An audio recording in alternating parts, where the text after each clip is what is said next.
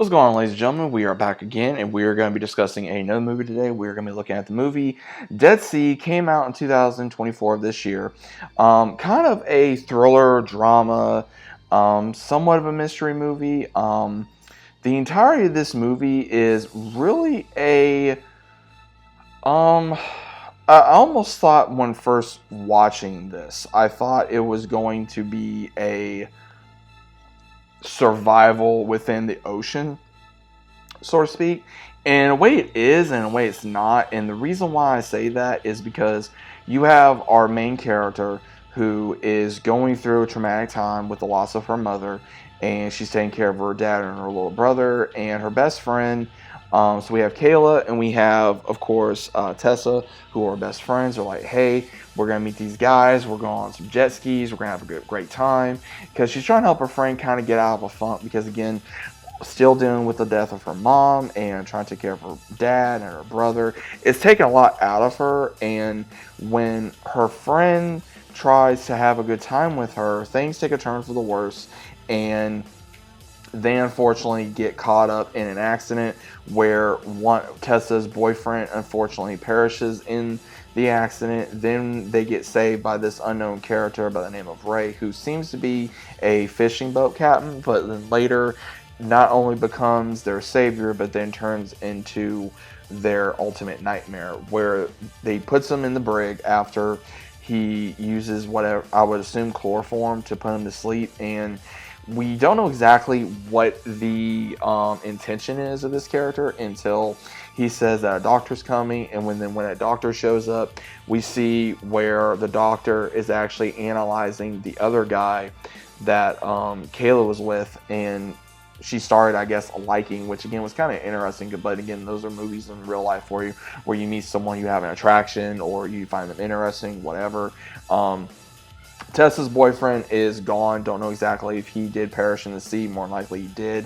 And more than likely what we see is that this doctor is using the character Ray to find people out in sea and then harvest their organs on the black market and then be able to gain money.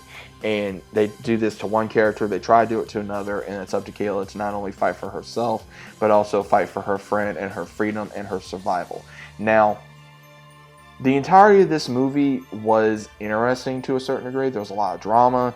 There was a lot of mystery of like, okay, is this character going to survive? Is that character going to survive? And it was a straightforward story. I mean, again, if you have, I would say, a good handle on not only the real world, but also movies, then you can kind of pick up exactly what was going on in the film. And it's a very straightforward story. To me, I'm not saying this was a bad movie.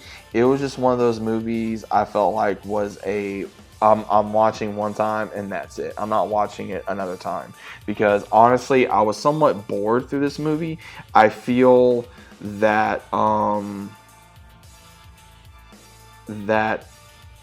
don't know, guys. I just don't know. That it could have done better. It could have done better.